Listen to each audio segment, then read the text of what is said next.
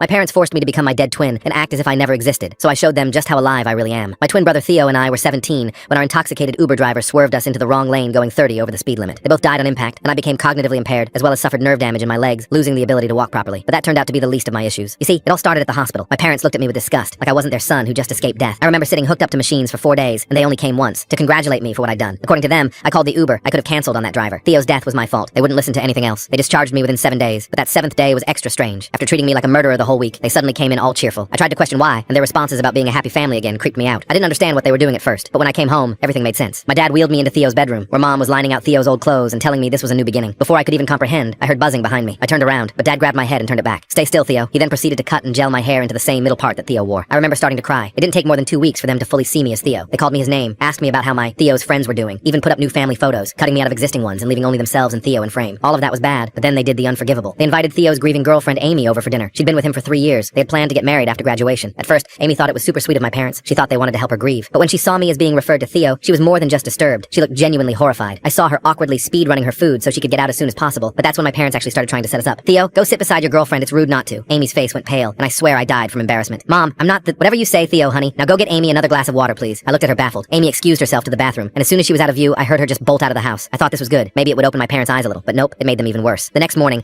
Dad pulled me out of my wheelchair by force. I remember falling to the floor as he yelled at me, "Theo doesn't have leg problems. If you weren't in this stupid wheelchair, Amy would have stayed last night." I couldn't believe it. He was blaming me for her leaving. Even worse, Mom soon found my hidden stash of painkillers, and she flushed them down the toilet telling me that her Theo was never a substance addict. I cried so hard, I begged them to listen. I was grieving too, but they didn't. They left me alone on the floor, and then it happened. 10 minutes later, I heard, "Theo, honey, come downstairs. Breakfast is ready." That's what broke me. I officially gave up, and for the next few months, I was Theo. I wore his clothes, I answered to his name, I started drawing for fun like he used to. But then something happened. I got a message from Amy. She was asking if I was okay. She hadn't stopped thinking about that dinner in months, and said she couldn't help but feel I wasn't right. That awakened something. I responded and told her the truth, and very soon, she was asking me to meet up. We caught up at the park that night, and for the first time ever since it happened, I felt like myself. We talked about grief, about everything. She encouraged me to regain my identity again, to relearn guitar like I loved to. Before I knew it, I was dragging myself to the basement and found my old guitar. My hands were clumsy now, and my brain couldn't quite connect it, but it was something. On the 6-month anniversary, my parents left to inquire about legal name changes. Amy took the opportunity to come over, and we played guitar together and cried about the real Theo. But of course, things didn't go well. My parents came home early and found us together. But instead of being angry, Mom started gushing about how happy she was that Theo and Amy were back together, while Dad asked since when Theo played guitar. Something in me finally snapped. "I'm not Theo," I screamed. "I'm Eric." The fight that followed was explosive. My parents accused me of seducing my brother's girlfriend and being mentally ill, while Amy defended me. They kicked her out of the house by force and sent me up to my Theo's room. But for the first time, I didn't go. I locked myself in my room and didn't come out. My dad banged on the door demanding I go to Theo's room, but I refused. Unfortunately, things got worse that night. Much worse. My parents picked the bedroom lock and they went through my phone. They blocked Amy on everything and deleted her number. They then took my guitar and smashed it in the backyard. But that was just the start, because the next morning, I woke up to the ambulance outside our house. I hurried downstairs, and that's when I saw it. My mother had tried to take her own life. She was getting carried away on a stretcher, and the medics were saying she's gonna need a miracle to survive. My dad was sobbing, calling me Eric, hugging me, and begging me to tell him it's gonna be okay. Full story on channel, linked below.